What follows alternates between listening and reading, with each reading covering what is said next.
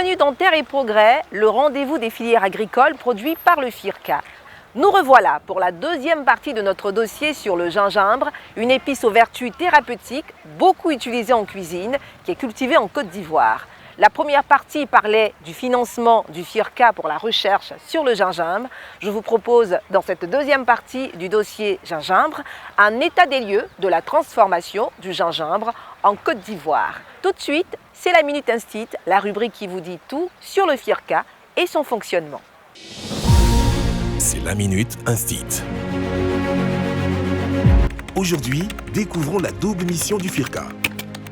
Le FIRCA est en Côte d'Ivoire l'institution d'intelligence agricole en charge de mobiliser les ressources financières de manière pérenne auprès des filières agricoles, de l'État, des partenaires techniques et financiers. Les fonds ainsi mobilisés servent à assurer le financement durable des prestations de services agricoles aux exploitants à travers des programmes de développement durable au profit des filières agricoles et de leurs organisations professionnelles, à savoir les interprofessions et leurs familles. Cette fourniture de services concerne l'ensemble des acteurs de production agricole, à savoir les acteurs de production végétale, forestière, animale et halieutique. Découvrons également les domaines d'intervention du FIRCA. La contribution du FIRCA au développement agricole durable de la Côte d'Ivoire concerne 7 domaines principaux dans une démarche intégrée. La génération de technologies par la recherche agronomique appliquée pour résoudre les difficultés rencontrées par les exploitants, la conduite d'expérimentation et de démonstration pour la transmission du savoir entre la recherche et l'exploitation, le transfert et la diffusion de technologies éprouvées dans le milieu à travers le conseil vulgarisation agricole pour booster la productivité, la conduite d'études et d'expertise pour la bonne mise en œuvre des programmes de développement des projets conventionnés, la recherche technologique pour l'amélioration des produits agricoles, la professionnalisation des acteurs agricoles par la formation au métier et le renforcement des capacités des organisations professionnelles agricoles, et enfin, la diffusion des connaissances par la formation, la démonstration, le conseil technique et économique. Vous connaîtrez le FIRCA et vous aurez sur l'agriculture un autre regard. La transformation du gingembre en Côte d'Ivoire est encore à ses débuts. Pour l'aider à mieux se structurer, la filière gingembre a bénéficié de l'accompagnement de la direction des organisations professionnelles agricoles, du ministère d'État, ministère de l'Agriculture et du Développement rural et du soutien du FIRCA, toujours aux côtés des filières agricoles.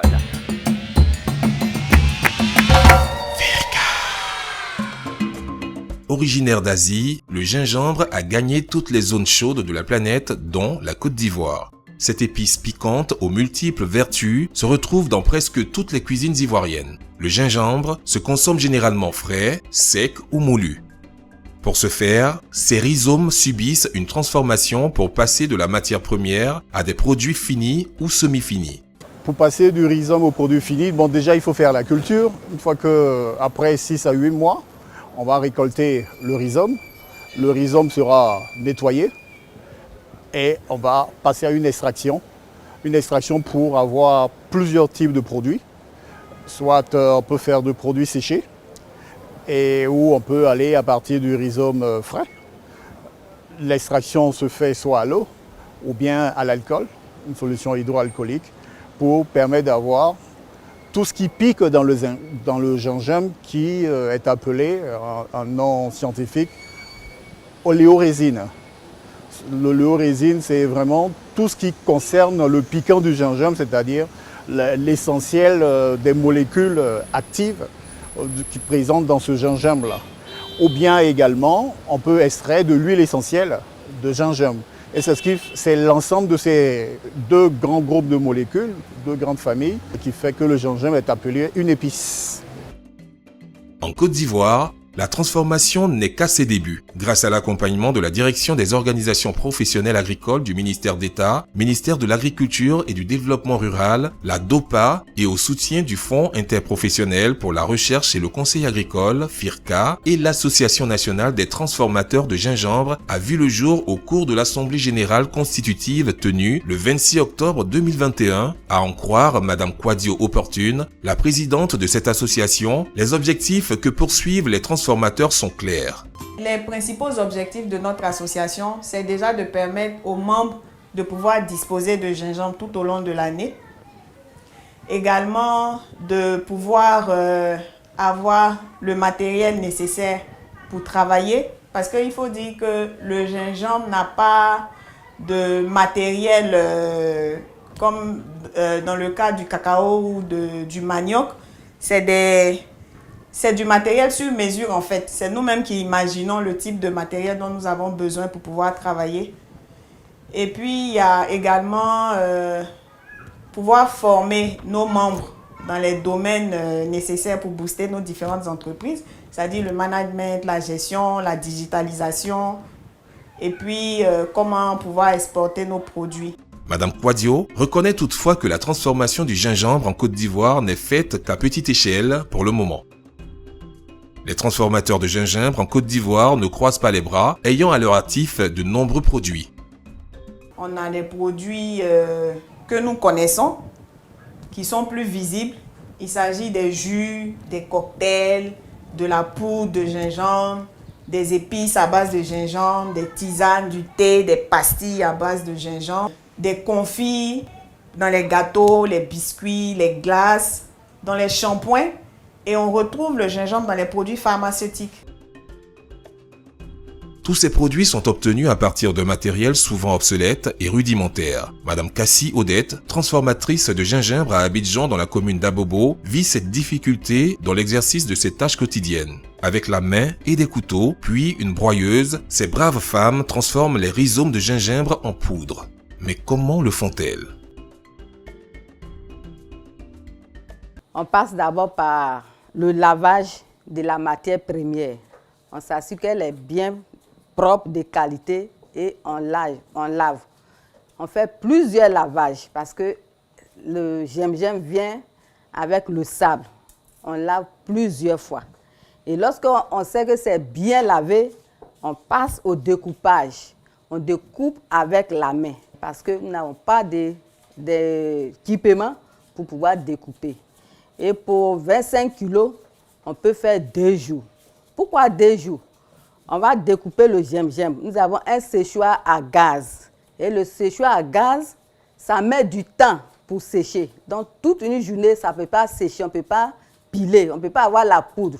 Donc, on va passer au 2e jour pour venir sécher encore, ressécher, avant que ça ne devienne sec. Et une fois c'est sec, on va piler pour avoir la poudre de gingembre, le gingembre moulu.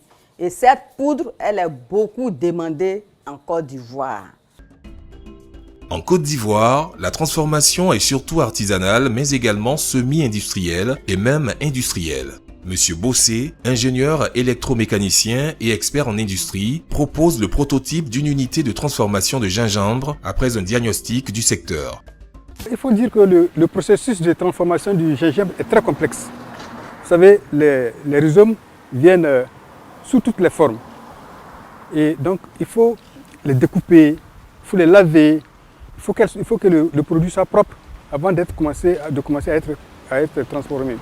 Donc, en général, il faut des équipements qui permettent de faire du découpage, de faire du bon lavage, de faire de la bonne découpe, de faire du séchage, de faire du pressage, du broyage.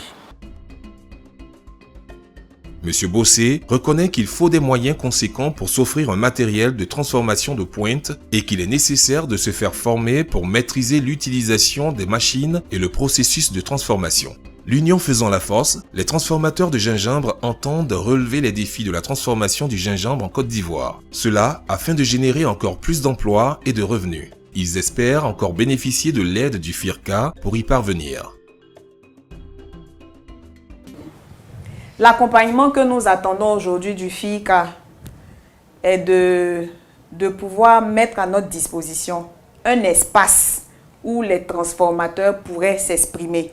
Quand je parle d'espace, c'est un espace où on pourrait avoir des machines pour transformer nos produits, un espace sur lequel on pourrait avoir une boutique pour vendre nos produits.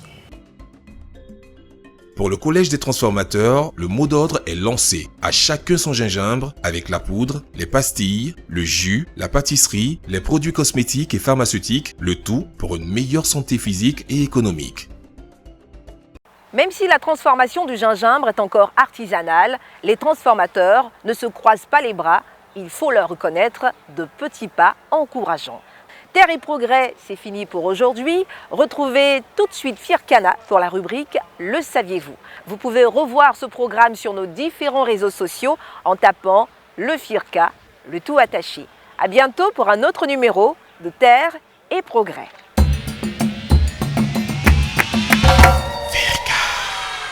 Bienvenue chers téléspectateurs, je suis Firkana. Saviez-vous que l'huile de coton est consommable par l'homme ? L'huile de coton, tout comme l'huile de palme ou d'arachide, peut être consommée pour l'alimentation humaine.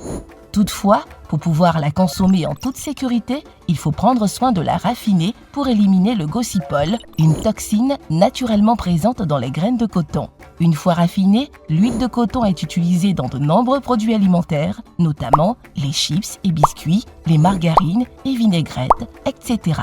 Elle est appréciée pour son goût neutre et sa capacité à prolonger la durée de conservation des aliments. De plus, elle est riche en acides gras polyinsaturés, ce qui réduit le mauvais cholestérol LDL et augmente ainsi le bon cholestérol HDL. Je vous dis à la semaine prochaine pour de nouvelles découvertes.